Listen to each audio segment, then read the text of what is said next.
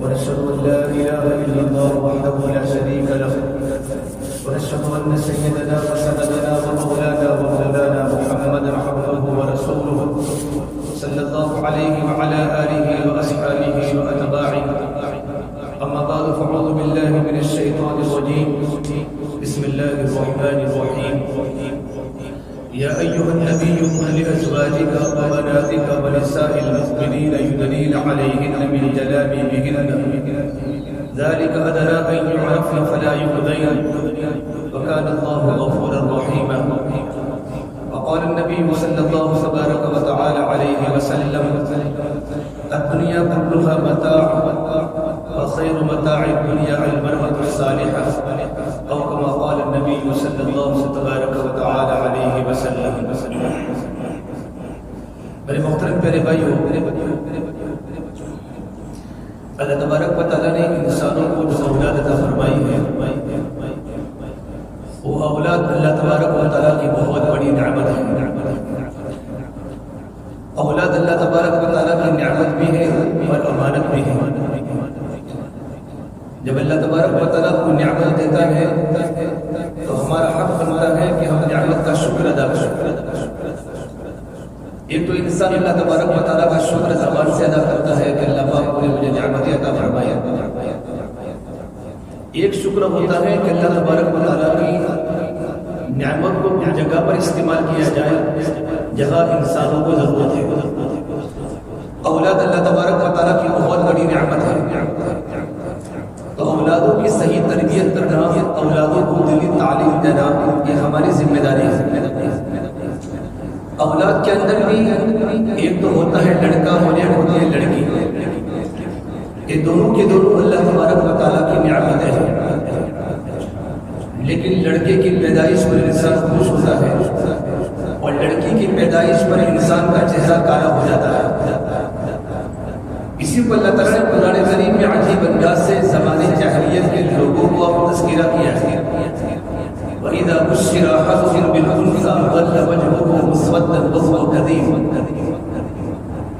کہ جب ان کے سامنے کوئی لڑکی کی خوشخبری دی جاتی ہے کہ ہمارے گھر پر بچی پیدا ہوئی تو ان کا پورا چہرہ کالا ہو جاتا ہے، چہرے پر سیاہیاں ہوتی ہیں. وہ قدیم اور غصے میں ہو جاتا ہے اور غصے کو پیتے پیتے پیتے پیتے اس کا پورا چہرہ کالا ہو جاتا ہے. اس زمانے جاہلیت میں عربوں کی عادت تھی کہ جب ان کے گھر پر کوئی لڑکی پیدا ہوتی تھی تو ان کا یہ حال ہوتا تھا. حالانکہ لڑکا یہ اللہ تبارک و تعالیٰ کی نعمت ہے اور لڑکی کی پیدائش اللہ تبارک و تعالیٰ کی رحمت ہے. نعمت کا حساب ہوگا، رحمت کا حساب نہیں ہوگا. لڑکا اللہ کی نعمت ہے، نعمت کا حساب ہوگا. اور لڑکی کی پیدائش اللہ تبارک و تعالیٰ کی رحمت ہے، رحمت کا کوئی حساب نہیں. حساب ہوگا پورے گھر میں اللہ کی رحمتوں کو متوجہ کرتی ہے. زمانے جاہلیت میں جب کسی انسان کو بچے کی خوشخبری دی جاتی تھی تو اپنے دوستوں سے، اپنے معاشرہ سے اور اپنے رشتہ داروں سے چھپتا تھا. يتوارى من القوم من سوء ما بشر به أيمسكه على هون أم يدسه بالتراب ألا ساء ما يحكمون. اپنی قوم سے اس لیے چھپتا تھا کہ کوئی مجھے پوچھے گا تمہارے گھر کیا پیدا ہوا، تو پوری بات لوگوں کے سامنے مجھے بتانا پڑے گی. اس لیے وہ لوگوں سے چھپتا تھا، دوستوں سے چھپتا تھا، معاشرے میں اپنے چہرے کو چھپاتا تھا کہ مجھے اپنی بیٹی کی پیدائش کی خبر دینی پڑے گی. وہ سوچتا تھا کہ لڑکی جب گھر میں پیدا ہوئی ہے تو کیا میں ذلت کو برداشت کر کے لڑکی کو ماروں یا میں لڑکی کو مٹی کے اندر گاڑ لوں یا دسو فی التراب اللہ ساء ما یحکمون. قرآن کہتا ہے وہ کتنا برا فیصلہ کرتے تھے. آج بھی مکہ المکرمہ میں خانہ کعبہ کے قریب وہ جگہ ہے، میں نے اپنے آنکھوں سے کتنی بار دیکھی. آپ حضرات نے بھی عمرے کیے ہوں گے، حج کیے ہوں گے، آپ نے بھی دیکھا ہوگا جہاں پر عرب لوگ اپنی لڑکیوں کو زندہ درگور کیا کرتے تھے. اپنی ہستی کھیلتی ہوئی بچی کو وہاں لے جا کر زمین میں ڈال کر آتے تھے کہ لڑکی کا پیدا ہونا ان کے لیے زندت کا سامان تھا. اسلام نے آ کر لڑکی کو بڑی عزت دی، لڑکی کا بڑا مقام عطا فرمایا. عورت کا مقام اللہ تبارک و تعالیٰ کے نزدیک بہت بڑا ہے۔ اسلام میں عورت کا مقام ہے کہ اگر عورت ماں ہے، تو جنت کے اندر اس کے ماں کے قدموں کے نیچے جنت ہے۔ اگر لڑکی اگر تمہاری بیوی ہے تو میرے آقا صلی اللہ تبارک و تعالیٰ علیہ وسلم نے فرمایا سب سے قابل مسلمان وہ ہے، سب سے قابل مسلمان، سب سے اچھا مسلمان وہ ہے خیرکم خیرکم لأہلکم، جو اپنے گھر والوں کے لیے اچھا ہو، اپنے گھر والوں سے اچھا برتاؤ کرتا ہو، اپنے گھر والوں کے سامنے نرمی سے بات کرتا ہو۔ وعاشروہن بالمعروف، اور قرآن کریم اللہ تبارک و تعالیٰ نے مردوں کو کہا ہے کہ اپنی بیویوں کے ساتھ بھلائی کا برتاؤ کیا کرے۔ اگر وہی عورت اگر بیٹی ہے بیٹی، تو اللہ کے نبی صلی اللہ علیہ وسلم نے فرمایا کہ جس کے گھر پر بیٹی پیدا ہوئی، ایک پیدا ہوئی یا دو پیدا ہوئی، ثلاثہ جاریہ، 3 بیٹی پیدا ہوئی، اور اس نے اپنی بیٹی کی پرورش کی، ان کی تعلیم و تربیت کا انتظام کیا اور بچی کو اچھی جگہ پر جا کر اس کا نکاح کروایا، تو میرے نبی نے کہا اس پر جنت واجب ہے۔ اس باپ پر جنت واجب ہے جس نے اپنی بیٹوں کو پالا پوسا محبت کے ساتھ، لڑکی کی پیدائش کو بوجھ نہ سمجھا بلکہ گھر میں اللہ کی رحمت کو سمجھا، اس پر جنت واجب ہے۔ اور ایک روایت میں فرمایا اللہ کے نبی صلی اللہ علیہ وسلم نے کہ بچی کی پیدائش پر اگر انسان خوش رہا اور اپنی بچیوں کی اچھی تربیت فرمائی تو جنت میں میرا ساتھی ہے۔ جنت میں آپ نے اپنی 2 انگلیوں کو جمع کر کے فرمایا اس بچی کا باپ اور جنت میں ہم دونوں اکٹھے رہیں گے۔ جس نے بچی کی پیدائش پر خوشی کا اظہار کیا، اپنی بیٹی کی بہترین تربیت کی اور اپنی بیٹی کو اچھی جگہ پر رخصت کیا، اس پر جنت بھی واجب ہے اور جنت کے اندر میرا ساتھی ہوا۔ حدیث پاک میں ہے جب کوئی گھر میں بیٹا پیدا ہوتا ہے تو بیٹا پیدا ہونے پر کوئی فرشتہ آسمان سے نہیں اترتا، نہ آسمان میں اس کا کوئی مقام ہوتا ہے۔ ایک گھر پر جب بیٹی پیدا ہوتی ہے تو ایک فرشتہ آسمان سے اترتا ہے جو ریشم و زبرجد کا بنا ہوا فرشتہ ہوتا ہے، وہ لڑکی اور بچی کی ماں پر ایک چادر کو اپنے پر کو بچھا دیتا ہے اور پر کو بچھا دینے کے بعد کہتا ہے کہ عورت تو اور تیری کمزور بچی، تو اور تیری کمزور بچی، ان کو جس نے بھی تربیت کی اور جس نے بھی اچھا کر کے پالا اور پوسا، اللہ تبارک و تعالیٰ فرماتے جنت میں وہ میرا ساتھی بنے۔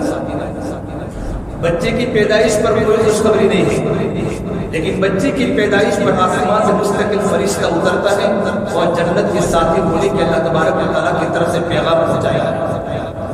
آج کے پڑھے لکھے لکھے جنگلی اور پڑھے لکھے جاہل لوگ بھی جب ان کے گھر پر بچی پیدا ہوتی ہے تو روتے ہیں، پورا معاشرہ روتا ہے، لڑکی کو پوچھتے ہیں، حالانکہ اس میں ماں کا دخل نہیں ہوتا، بچی کا پیدا ہونا اس میں شوہر کا دخل ہوتا ہے۔ آپ حکیموں سے پوچھو، طبیبوں سے پوچھو، اور یہ تو لڑکا اور لڑکی دنا یہ تو اللہ تبارک و تعالیٰ کی طرف سے ہے۔ یہب لمن یشاء اناثا، اگر میرا اللہ چاہے تو سب کو لڑکیاں ہی لڑکیاں دے، ویہب لمن یشاء الذکور، اگر اللہ تبارک و تعالیٰ چاہے تو لڑکے ہی لڑکے دے، اور یزوج ذکرانا واناثا، اگر میرا اللہ چاہے تو لڑکے بھی دے لڑکیاں بھی دے، ویجعل من یشاء عقیما، اور اگر میرا اللہ چاہے تو میاں بیوی کی بھرپور جوانی اور بھرپور طاقت کے باوجود میرا اللہ اولاد سے محروم کرے۔ انہ کان علیما قدیرا، اللہ تبارک و تعالیٰ کی ذات بڑی جاننے والی ہے۔ اولاد کا دینا یہ بھی اللہ کی حکمت ہے، اولاد کا نہ دینا یہ بھی اللہ کی حکمت ہے، لڑکوں کا پیدا کرنا یہ بھی اللہ کی حکمت ہے، اور بچیوں کا پیدا کرنا بھی یہ بھی اللہ تبارک و تعالیٰ کی حکمت ہے۔ تو اسلام میں تو عورت کا بہت بڑا مقام ہے۔ آج کے لوگ بھی ایک ہاسپٹل میں بیٹھا ہوا تھا تو دیکھا ایک جوان لڑکا ہچکیاں مار مار کے رو رہا ہے، تو پوچھا مستورات کوئی کیوں ہوتا ہے کہ اس کے گھر پر لڑکی پیدا ہوئی ہے۔ میں نے کہا افسوس کی بات ہے، رشتے دار آ کر تسلی دیتے ہیں بیٹا کہ میری پہلی بھی بچی کا صرف اللہ نے میرے گھر پر لڑکیاں پیدا کی ہے۔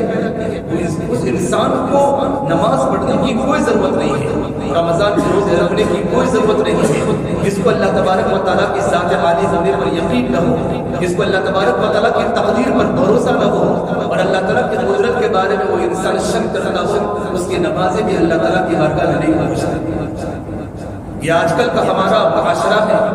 آج کل ہمارے یہاں بچے کی بچہ پیدا ہوتا ہے تو محلے میں پیڑے اور پتہ نہیں بندی، یہ کیا ہے کہ گھر پر لڑکا پیدا ہوا ہے. اور بچی پیدا ہوتی ہے تو پڑوس والوں کو بھی پتہ نہیں ہوتا گھر پر بچی پیدا ہوئی تھی. حالانکہ بچے کا پیدا ہونا یہ اللہ تبارک و تعالیٰ کی رحمت ہے. سب سے بڑے پیغمبر امام الانبیاء سید المرسلین محمد عربی صلی اللہ تبارک و تعالیٰ علیہ وسلم کو اللہ تعالیٰ نے بیٹیاں عطا فرمائی، اور بیٹے عطا فرمائے تو بھی اللہ تعالیٰ نے بیٹے کو چھین لیے. سارے کے سارے بیٹوں کی وفات ہو گئی.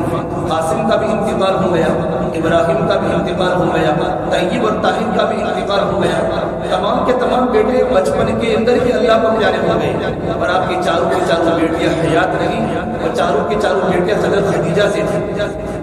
آپ صلی اللہ تبارک و تعالیٰ علیہ وسلم کی ساری اولاد حضرت خدیجہ سے ہوئی ہے. آپ کا صرف ایک بیٹا ابراہیم یہ آپ کی باندی ماریا قبطیہ سے ہوا ہے. جب بالکل بچپن میں آپ سب سے بڑی محبت فرماتے تھے ابراہیم سے، اور ابراہیم کا انتقال ہوا تو اللہ کے نبی کی آنکھوں میں آنسو آئے، اور آپ نے ابراہیم کی طرف دیکھ کر فرمایا ان ابراہیم یا ابراہیم لفراقک لمحزونون، ابراہیم تیری جدائی پر ہمیں غم ہو رہا ہے. آپ صلی اللہ تبارک و تعالیٰ علیہ وسلم نے اپنے بیٹے کی وفات پر غم کا اظہار کیا. ابراہیم کو جو دودھ پلانے والی جو تھی دایا تھی، وہ دایا حضور کی خدمت میں یا رسول اللہ ابراہیم کا انتقال ہو چکا ہے اور میرے سینے میں دودھ جوش مار رہا ہے. جب بچے کا انتقال ہو جاتا ہے یا بچہ دودھ نہ پیے تو عورت کو سینے میں تکلیف ہوتی ہے. تو اللہ کے نبی صلی اللہ تبارک و تعالیٰ علیہ وسلم مجھے میرے سینے میں تکلیف ہو رہی ہے ابراہیم کے انتقال کی وجہ سے، میرا دودھ ابل رہا ہے. تو آپ نے کہا یہ دایا اللہ تعالیٰ نے میرے ابراہیم کے اللہ نے جنت کے ایک دایا کو اللہ نے تیار کر رکھی ہے، جو دایا میرے ابراہیم کو جنت میں دودھ پلا رہی ہے. اگر تو دیکھنا چاہے تو صرف اپنی نگاہ آسمان پر اٹھا، مجھے وہ دایا بھی دکھے گی، وہ تیرا بیٹا ابراہیم بھی دکھے گا، میرا بیٹا ابراہیم بھی دکھے گا. اس آنے والی دایا نے کہا یا رسول اللہ صلی اللہ علیہ وسلم مجھے آپ کی باتوں پر جتنا یقین ہے اتنا مجھے اپنی نظر پر بھی یقین نہیں ہے. چونکہ صحابیات کا ایمان تھا کہ جتنا مجھے آپ کی باتوں پر یقین ہے اتنا مجھے اپنے آنکھوں کے دیکھنے پر بھی یقین نہیں ہے. اللہ کے نبی صلی اللہ تبارک و تعالیٰ علیہ وسلم اپنی بیٹیوں سے اتنی عزت فرماتے ہیں، اور میرے نبی کا ارشاد ہے اکرموا اولادکم، اپنے اولادوں کی عزت کیا. حضرت فاطمہ کا مکان بالکل میرے نبی کے مکان کے سامنے تھا، اور 24 سال کی عمر حضرت فاطمہ رضی اللہ تعالیٰ اللہ پیاری ہو گئی. آپ صلی اللہ تبارک و تعالیٰ علیہ وسلم کے گھر پر آپ کی بیٹی فاطمہ جب بھی تشریف لاتی، دروازہ کھٹکھٹاتی تو آپ دروازہ کھولتے، آپ کھڑے ہو جاتے اور اپنا داہنا ہاتھ اپنی بیٹی کے بائیں ہاتھ سے یوں پکڑتے اور اپنی بیٹی کے یوں کر کے آپ بوسا دیتے، اور اپنی بیٹی کو چلا کر چارپائی پر اپنی بیٹی کو بٹھاتے اور سامنے اللہ کے نبی صلی اللہ تبارک و تعالیٰ علیہ وسلم بیٹھتے کہ آپ نے اپنی بیٹی فاطمہ کا اکرام کیا ہے. لڑکی کی پیدائش اور میرے نبی نے کہا کہ فاطمہ تو جنت کی عورتوں کی سردار ہے، فاطمہ تو بضعۃ منی، اور فاطمہ تو میرے جگر کا ٹکڑا ہے. تو میرے آقا صلی اللہ تبارک و تعالیٰ علیہ وسلم نے دنیا میں عورتوں کو عزت دی ہے. پھر میرے نبی نے کہا جس کی 2 بہنیں ہو، بیٹی نہیں ہے لیکن بہن ہے، اور بہن کی پرورش کی، بہن کو پالا اور پوسا، اور بہن کو بوجھ نہ سمجھا، اور بہن کا اچھی جگہ پر نکاح کروایا. تو میرے نبی نے فرمایا اس آدمی کو جنت میں پہنچانے کا ذمہ دار ہے. تو اسلام نے عورت کو بڑی عزت دی ہے، بلکہ بہنوں کے بارے میں فرمایا ان کو وراثت کا حصہ دو. اور قرآن کریم میں اللہ تعالیٰ نے وراثت کے حصے کو تقسیم کیا ہے کہ لڑکی ہے تو 1 حصہ ملے گا، لڑکا ہے تو 2 حصہ ملے گا. لیکن اللہ نے قرآن کریم میں لڑکی کے وراثت کے حصے کو بیان کر کے مردوں کے حصوں کا قیاس کیا ہے. للذکر مثل حظ الانثیین، کہ بچے کو 1 حصہ ملے گا، لڑکے کو 2 حصہ ملے گا. لڑکی کا مقام لڑکی کے اوپر سے زیادہ ہوتا گیا، تب اللہ تبارک و تعالیٰ نے لڑکی کے حصے کو پہلے بیان کر کے لڑکے کے حصے کا اس پر قیاس کروایا ہے. اسلام میں عورت کی بڑی عزت ہے. یہودیوں کے نزدیک عورت ڈاین تھی، کفار کے نزدیک عورت جانور تھی. آج وہ جانور کی سمجھ رہے ہیں اور اس کو جانوروں کی طرح ہی استعمال کر رہے ہیں. اور عیسائیوں کی طرح نفسانی خواہشات عورت تھی، عورت ضرورت پوری کرنے کے لیے تھی، اور اسلام نے آخر عورت کو بڑی عزت دی ہے. لیکن میرے بھائیو عورت کی عزت کس میں ہے؟ بچے کے پیدا ہونے کے بعد بچے کی تربیت کرنا اور بچے کو پالنا، بچے کے ساتھ انصاف کرنا، کھانا کھلانے کے اندر بھی، کپڑا پہنانے کے اندر بھی انصاف کرنا تھا. لڑکا بھی ہے لڑکی بھی ہے، انصاف کا معاملہ بہت ضروری ہے. اگر لڑکے کو اچھا دیا لڑکی کو اچھا نہیں دیا تو کل قیامت کے میدان میں اللہ تبارک و تعالیٰ کے سامنے جواب دینا پڑے گا. اکثر باپ کی ملکیت لڑکے کھا جاتے ہیں اور لڑکیاں محروم رہتی ہیں. کتنے دنیا میں کتنے لڑکوں کے باپ کا انتقال ہو گیا لیکن وراثت تقسیم نہیں ہوتی. بچے گھروں میں پریشان ہیں، لڑکے بنگلے بناتے ہیں، لڑکے نامعلوم کیا کیا کرتے ہیں، لیکن بچیوں کو اپنی بہنوں کو حصوں سے محروم رکھتے ہیں. جہیز دینے کو وراثت کا حصہ سمجھتے ہیں، حالانکہ کبیرہ گناہ ہے. میرے نبی نے فرمایا جس انسان نے اپنی بہن کو وراثت کا حصہ نہیں دیا وہ جنت کی خوشبو بھی نہیں پا سکے. اگرچہ وہ نماز پڑھتا ہو، اگرچہ وہ اسلام کی تعلیمات پر عمل کرتا ہو، لیکن اپنی بہنوں کو اپنی ملکیت سے محروم رکھا ہے تو کل قیامت کے میدان میں جنت میں خوشبو بھی سن نہیں سکے گا. اس لیے میرے بھائیو، اسلام میں اللہ نے عورت کا بہت بڑا مقام دیا ہے. بچے کی تربیت کرنا کہ بچپن سے ہی بچے کے سامنے اسلامی آداب سکھائے جائیں اور بچے کو نمونہ بچوں کے سامنے صحابیات کے واقعات سنائے جائیں. یہ ذمہ داری باپ کی بھی ہوتی ہے اور یہ ذمہ داری ماں کی بھی ہوتی ہے کہ اپنی بیٹیوں کو بچپن سے ہی ایسا لباس پہناوے جو لباس ڈھیلا ڈھالا ہو. میرے آقا صلی اللہ تبارک و تعالی علیہ وسلم نے فرمایا عنقریب تم قیامت کے پہلے تم اپنی گلیوں میں دیکھو گے اس طرح کی عورتیں بازاروں میں چلتی ہوگی اور تمہاری گلیوں میں چلتی ہوگی. رب کاسیات عاریات مائلات ممیلات. اگر تم ایسی عورتیں دیکھو تو قیامت کا انتظار کرو. کہ کیسی عورتیں کہ بہت سی کپڑا پہننے والی عورتیں بھی بغیر کپڑے کے آپ کو دکھیں گی. صحابہ نے پوچھا اللہ کے نبی صلی اللہ علیہ وسلم کپڑا پہننے والی عورتیں بغیر کپڑے کے دکھے گی تو نبی نے فرمایا اتنے تنگ لباس پہنے گی، اتنے تنگ لباس پہنے گی کہ ان کا بدن کا نشیب و فراز باہر دکھائی دے گا، ان کے بدن کے مستورہ اعضاء بھی باہر دکھائی دیں گے، یا اتنے باریک ملبل کے کپڑے پہنے گی کہ ان کے بدن کا حصہ باہر دکھائی دے گا. آج کی مارکیٹ میں ایسے خطرناک یہودیت اور نصرانیت کو جنم دینے والے کپڑے مارکیٹوں میں آ چکے ہیں اور باپ اور ماں اپنی بیٹیوں کو بازار میں لے جا کر ویسے ہی کپڑے پسند کرتے ہیں جو یہودیوں کو پسند ہیں، جو نصارہ کو پسند ہیں، جن سے اللہ کے نبی صلی اللہ علیہ وسلم کو بڑی عداوت تھی. میرے نبی نے فرمایا اگر ایسی لڑکیاں اور ایسی عورتیں اگر تمہارے محلے میں دیکھیں تو قیامت کا انتظار کرو. اس اللہ کے نبی کو کہا قرآن میں یا ایھا النبی قل لازواجک وبناتک ونساء المؤمنین یدنین علیہن من جلابیبہن. اے محمد صلی اللہ تبارک و تعالی علیہ وسلم آپ اپنی عورتوں کو فرما دو. نبی کو کہا ہے اپنی بیویوں کے بارے میں اپنی بیویوں کو بتا دو اور اپنی بیٹیوں کو خبر کر دو اور تمام ایمان والی عورتوں کو بتا دو یدنین علیہن من جلابیبہن کہ اپنے اوپر کپڑا ڈالا کریں. جلباب بولتے عربی میں ایسا پردہ کرنا کہ سر سے لے کر پیر تک ایسی چادر پہننا جس سے اس کا پورا بدن بھی ڈھک جاوے، اس کی ناک بھی ڈھک جاوے، صرف ایک آنکھ کھلی رہے. اتنی شریعت نے اجازت دی ہے. یہ محمد صلی اللہ تبارک و تعالی علیہ وسلم اپنی بیگمات کو بھی اور اپنی بچیوں کو بھی اور ایمان والی عورتوں کو بتا دو یدنین علیہن من جلابیبہن کہ اپنے اوپر چادر کو ڈال دیا کریں. سن ہجری 3 میں یا سن ہجری 5 میں پردے کی آیات نازل ہوئی. آپ صلی اللہ تبارک و تعالی علیہ جب مسلم کا جب نکاح آپ کی بیوی زینب بنت جحش سے ہوا اس وقت پردے کی آیات نازل ہوئی اور پردے کی آیت رات کے وقت نازل ہوئی. رات کے وقت نازل ہوئی. تمام مدینہ منورہ کی عورتوں کو پردے کے حکم کا پتہ چلا. وہ بڑی بڑی چادروں کو پہن کر مسجد میں نماز پڑھنے کا تشریف لائی. اس زمانے میں اللہ کے نبی صلی اللہ تبارک و تعالی علیہ وسلم کے زمانے میں مستورات مسجد میں نماز پڑھنے آیا کرتی تھی. ان کا الگ سے کمرہ بنا ہوا تھا مصلی النساء ان کا کمرہ تھا. پھر بعد میں روک دیا کہ فتنوں کا زمانہ ہے اور عائشہ نے فرمایا اگر اللہ کے نبی صلی اللہ تبارک و تعالی علیہ وسلم میرا بال کا زمانہ دیکھ لیتے تو آپ کبھی عورتوں کو مسجد میں نماز پڑھنے کی اجازت نہ دیتے. ایک عورت بغیر پردے کی آ گئی، صرف اڑنی تھی. تو پوچھا تمام کی تمام عورتیں پردے کے اندر گئی. پوچھا تم نے پردہ کیوں کیا ہے؟ کہ آپ کو پتہ نہیں کہ رات کے وقت پردے کی آیت نازل ہوئی ہے. تو اس وقت اس نے گھر جانا مناسب نہیں سمجھا بلکہ اپنے چھوٹے لڑکے کو کہا بیٹا میرے گھر پر جاؤ اور گھر سے چادر کو لے کر آؤ. اور پوری چادر میں ڈپٹی ہوئی عورت اپنے گھر پر پہنچی. ان کے شوہر نے کہا اتنی ضرورت کیا تھی؟ پردے کی آیات کا تم کو پتہ نہیں تھا، اب پتہ چلا تو گھر پر آ کر چادر کو اوڑھ لیتی۔ تو صحابیات کا اندر کا ایمان بنا ہوا تھا، اللہ تبارک و تعالیٰ کا ڈر تھا، اندر آخرت کا ڈر تھا کہ اللہ کے سامنے کل قیامت کے میدان میں جواب دینا ہے کہ میرے پیارے شوہر اللہ کے حکم کے نازل ہونے کے بعد میری طاقت نہیں ہے کہ میں پردے کے باہر ایک قدم بھی اٹھا سکوں۔ اسلام نے پردے کی اہمیت دی ہے، پردے کی اہمیت دی ہے۔ ابو داؤد شریف کی روایت ہے، ایک صحابی ابن خلال رضی اللہ عنہ کا جوان بیٹا اللہ کے راستے میں شہید ہو گیا، وہ بزرگ کی خدمت میں آئی، اللہ کے نبی صلی اللہ علیہ وسلم نے میرا بیٹا واپس نہیں آیا، کہا تیرا بیٹا تو اللہ کے راستے میں فوت ہو چکا ہے، بالکل پردے کی حالت میں تھی۔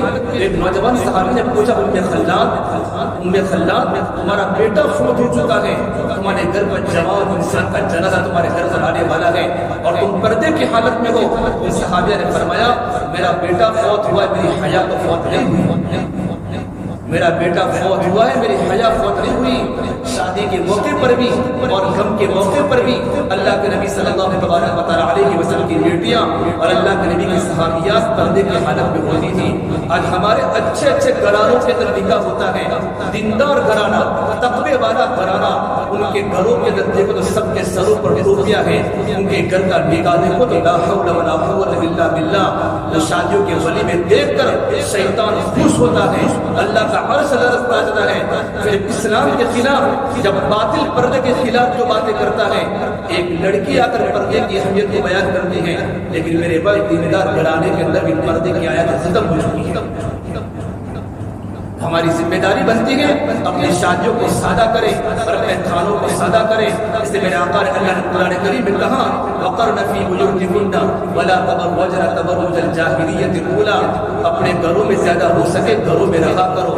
عورت تو گھر میں رکھنے کی چیز ہے، عورت کو گھر میں رہنے کی چیز ہے، عورت کا کام ہے گھر میں نسل کو تیار کرنا، اپنی اولادوں کو نیک بنانا، اپنی اولادوں کو تربیت کرنا۔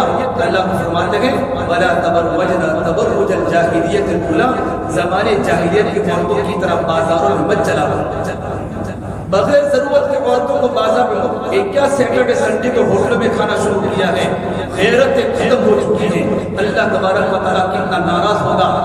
وہ حدیث شفیسہ میں لکھا ہے اگر کوئی عورت غیر محرم کو یا شہوت کی نگاہ سے دیکھے یا بغیر شہوت کی نگاہ سے دیکھے تو بھی عورت کا دیکھنا حرام ہے۔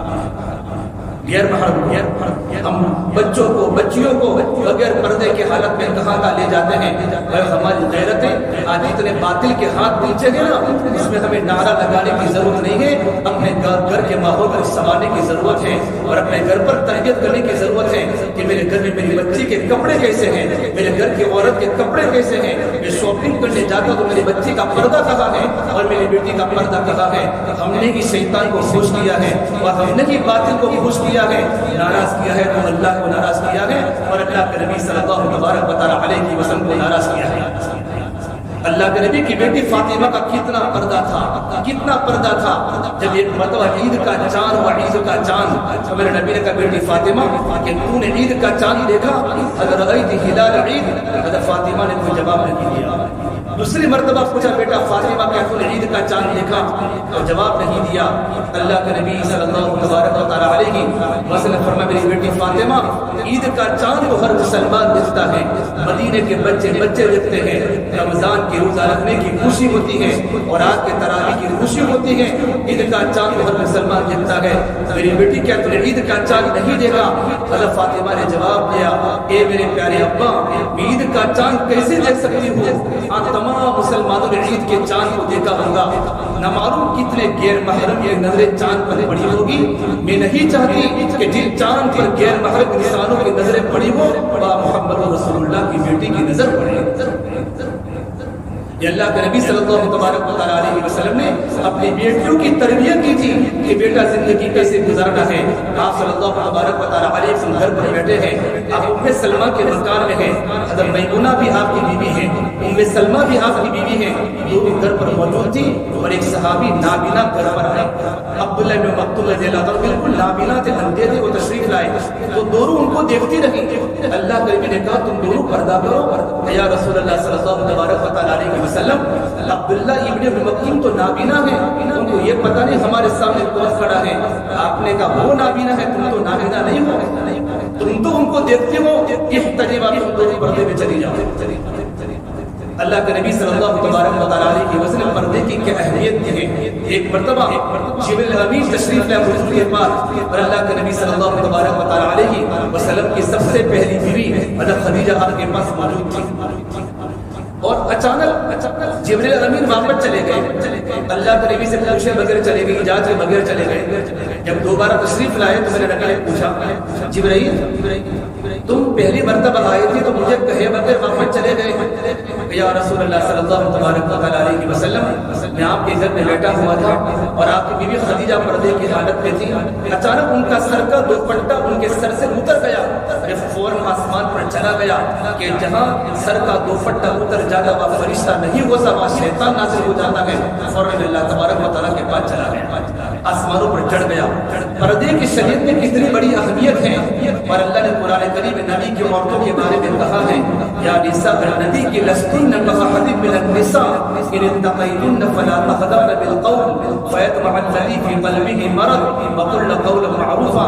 یہ نبی کی عورتوں تمہارے جیسے عورتیں دنیا میں آئی ہیں، تمہارا تقوی، تمہاری للہیت، تمہارا پردہ، تمہارا راتوں کا اللہ کے ساتھ رونا، تمہاری لمبی لمبی نمازیں، یہ اللہ تبارک و تعالیٰ نے نبی کی عورتوں کی قرآن کریم میں تعریف فرمائی ہے۔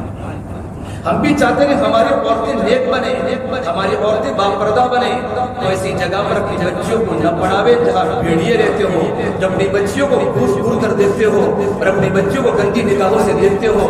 دوپٹہ ہمارے گھروں پر ضروری ہے، ہم اپنے گھر کے معاشرے پر نظر ڈالیں، ہماری بیٹیاں کہاں جا رہی ہیں، ہماری بیٹیوں کی زندگی میں دین کتنا ہے، ان کی زندگی میں پردہ کتنا ہے، ان کے کپڑے کیسے پہنتی ہیں، کیا باریک کپڑے پہنتی ہیں، اچھے کپڑے پہنتی ہیں۔ اگر ماں باپ اگر اپنی بیٹیوں کی تربیت نہ کی تو ہمارا سر نیچا کرنا آسان ہو جائے گا۔ گھروں میں تعلیم کے حلقے زندہ کر کے اپنی بچیوں کو نیک بناؤ، اور بیٹی تو بہت بڑا اسلام میں اللہ نے مقام دیا ہے۔ ہارون رشید کی بیگم زبیدہ خاتون اتنی بڑی عورت گزری ہے، ہارون رشید کی بیوی، جس نے اس زمانے میں جب حجاج کرام جب حج میں جاتے تھے اس وقت پانی کی ضرورت پڑتی تھی اور لوگ پیاسے ہوتے تھے، پانی عرب کے حرم میں پانی کا نام و نشان نہیں تھا۔ حجاج کرام حج کے سفر میں کتنے حاجی پیاس کی بنیاد پر مر جاتے تھے، اس نے دیکھا لوگ پیاسے میں مر رہے ہیں تو اس زبیدہ خاتون نے ایک نہر بنائی، اور آج بھی اس نہر آپ عرفات میں جاؤں گے، مینا میں جاؤں گے تو بھی وہ خشک نہر وہاں بھی موجود ہے۔ اتنا بڑا زبردست کارنامہ انجام دیا ہے۔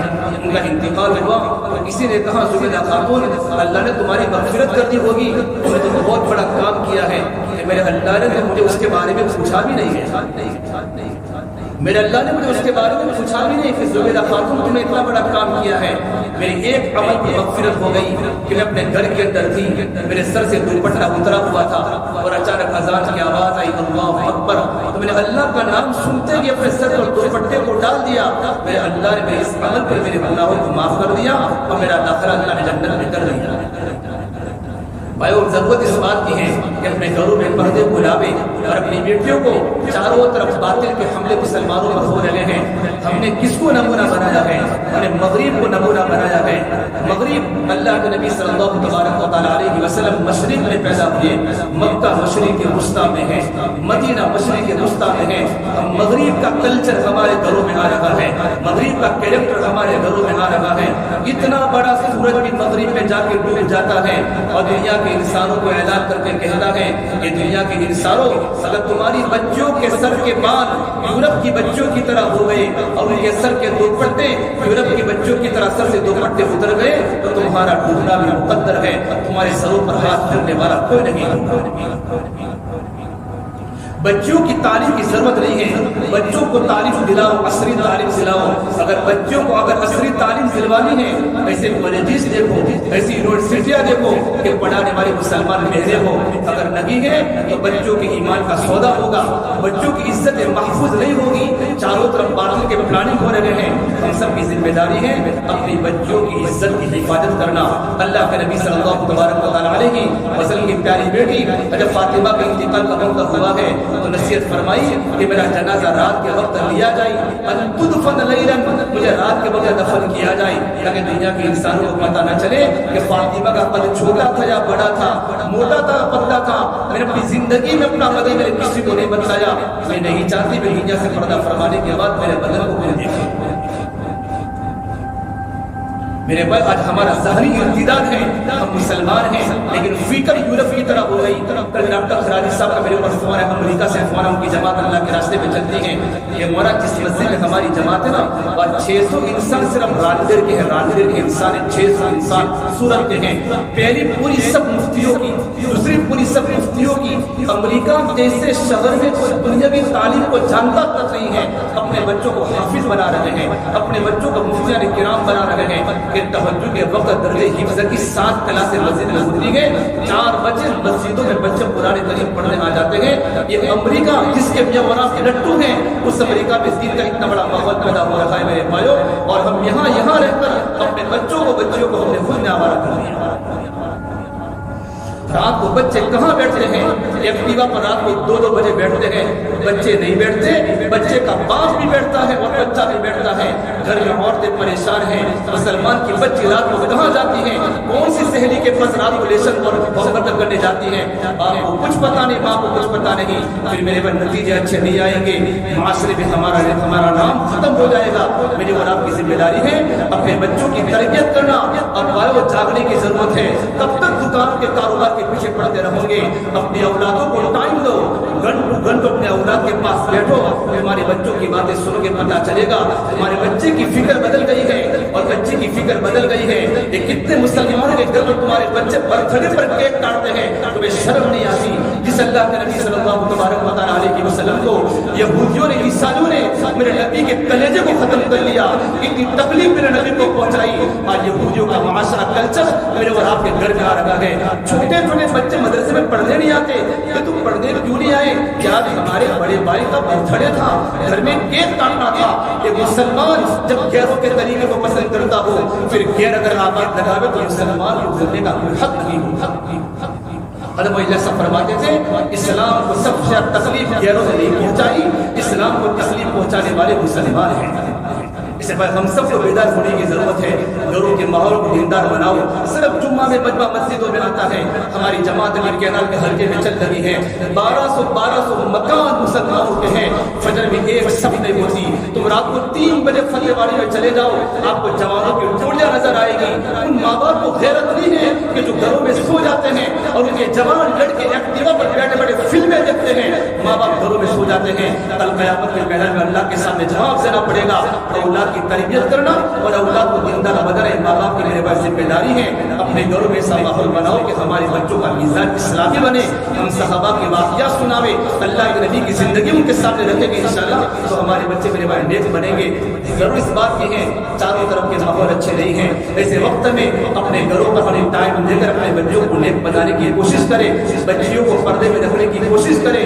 ہماری اکیلی بچی گھر سے باہر نہ نکلے، اکیلی بچی ایکٹیوا لے کر بالکل گھر سے باہر نہ جاوے، یہ ہماری ذمہ داری ہے میرے بھائیوں۔ اللہ مجھے بھی عمل کی توفیق دے، آپ کو بھی عمل کی توفیق دے، اور اللہ پاک ہمارے بچوں کو بچیوں کو نیک بناوے، اللہ پاک ان کے ایمان کی اعمال کی اللہ عزتوں کی اللہ پاک حفاظت فرماوے۔ الحمد للہ رب العالمین۔